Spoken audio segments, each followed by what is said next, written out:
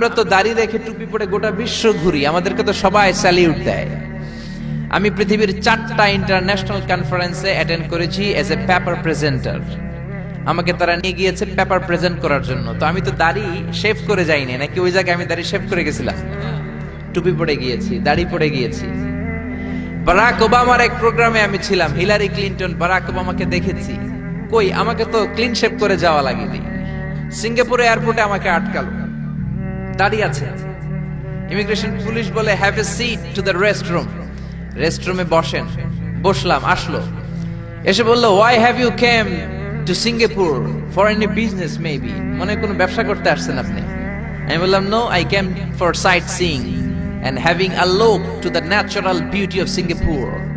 আপনারা সিঙ্গাপুরকে কেমন করে সাজিয়েছেন, সাইট সিইং এর জন্য, ন্যাচারাল অ্যাট্রাকশন, টুরিস্ট অ্যাট্রাকশন দেখার জন্য এসেছি। সে বলল আর কোন কোন দেশে গিয়েছেন, পাসপোর্টে এত ভিসা কেন, এত ঘুরেন কেন? আমি ভাবলাম এই প্রশ্নের সুযোগে আমি কিছু দাওয়া দেওয়া শুরু করি, আমি কিছু কোরআনের কথা বলা শুরু করি। অনেক কথা বললাম। বলল sir please have a seat, I am just coming within 10 minutes, একটু বসেন, আমি আসছি 10 মিনিটের মধ্যে। 10 মিনিট পরেই চলে এসেছে। এসে আবার বলল may I have a look to your bag, আপনার ব্যাগ কি একটু চেক করতে পারি? আমি বললাম for sure, why not, have a check please. অবশ্যই করেন। সে চেক করলো। অনেক কথা বলার পরে বলল I am really sorry for bothering you, আপনাকে ডিস্টার্ব করার জন্য আমি খুবই দুঃখিত, please sir pass the immigration, আপনি ইমিগ্রেশন পাস হয়ে যান। এজন্য দাড়ি টুপি নিয়ে আপনি যেখানেই যাবেন আপনাকে স্যালিউট দেওয়াবে কে? সম্মান দেওয়াবে কে? গত সপ্তাহে আমার প্রোগ্রাম রাজশাহীতে, তো প্লেনে গেলাম ঢাকা থেকে রাজশাহী এয়ারপোর্ট। তারপরের দিন সকালের ফ্লাইটে আবার ঢাকা ফিরে আসছি। আমার সিট পড়ছে একেবারে প্লেনের পেছনে, টয়লেটের পাশে। তো কেবিন ক্রু এসে বলে স্যার প্লিজ আপনি সামনে চলে আসেন, আপনার পিছনে বসার দরকার নেই। তো গোটা বিশ্বব্যাপী দাড়ি রাখার কারণে, টুপি থাকার কারণে আমাদেরকে তো কেউ অমর্যাদা করে নাই, আমাদেরকে স্যালিউট দেয়। এজন্য দাড়ি আর টুপি মর্যাদা কমায় না, বাড়ায়, চিল্লায়। এখন ঠিক কিনা?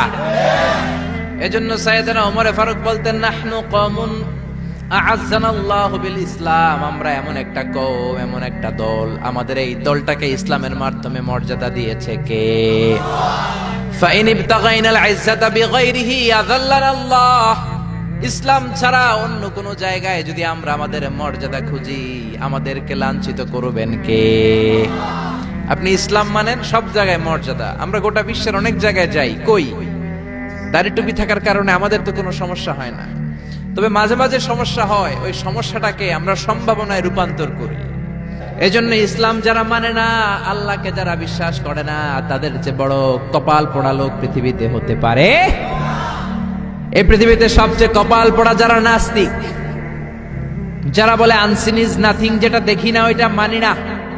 আমরা আল্লাহরে মানি, আল্লাহরে বিশ্বাস করি, তাই আমরা সবাই আস্তিক। যারা আল্লাহরে মানে না তারা কি? জোরে বলেন, এরা কপাল পোড়া।